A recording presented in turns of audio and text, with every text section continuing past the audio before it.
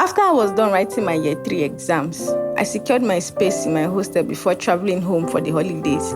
I did not return back to school on time. Instead, I waited close to 2 weeks after resumption because I wasn't bothered about the space thing. So when I got back to school, I went to my room, which I was to share with 8 people. That is 4 people up and 4 people down in the bunk. Then I realized that someone had shifted my bed towards the exit of the door, so much that there was hardly any space that was enough to contain all my belongings. I had to tell the girls that we are going to have to rearrange the room because I hardly have enough space to breathe in my corner. One of the girls now called me aside and told me that she is happy that I'm finally here, that the fault is coming from the other girl at the extreme. She said that they had talked to her many times about shifting, but she refused. She was making everybody else in the room suffocate, and every time they tried to confront her, she always put up a fight. I asked what level the girl was. She told me she was in year 2, but she bought the space from another final year student, and that's why she wouldn't shift. Her claims were that if the final year student she bought it from was here, that's the same space she would have used up. She also said the girl said she had been waiting for the other final year student,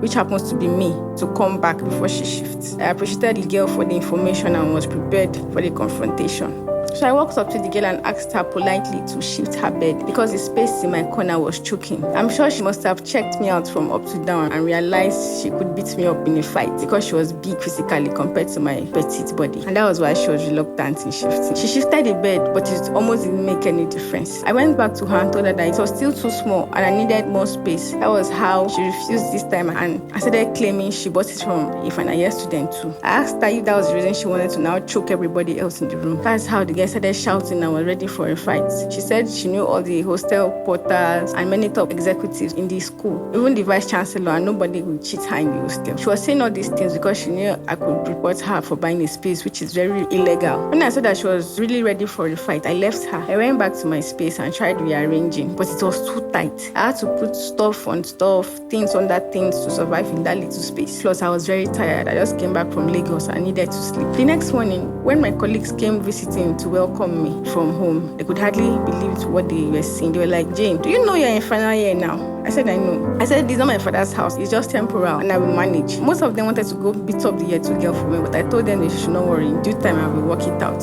My colleagues walked out of my room angrily because they were scared that they would cause an unnecessary scene in the hostel since I was saying it was fine. I managed daily, but one day I walked up to her and even pleaded. I told her to put herself in my shoes. If she was wondering what would she do, she was still adamant. So I went on my knees and told God I needed space. I told him that he's the one that told me not to ever fight anybody physically. But even if I wanted to fight, I was sure to lose this battle, which would be double embarrassment, and so he should fight for me. 1 week later, because of her very troublesome personality, she fought someone in the hostel. She injured the person. The person went to report to the officials, and other people testified against her that she was a nuisance in the hostel, and that was how she was put in a black book, never to be given a hostel space again till she graduates. She was lucky she was not expelled from the school too. Who knows, if I had fought, I would have been carrying a very ugly scar on my skin and regretting the incidents by now.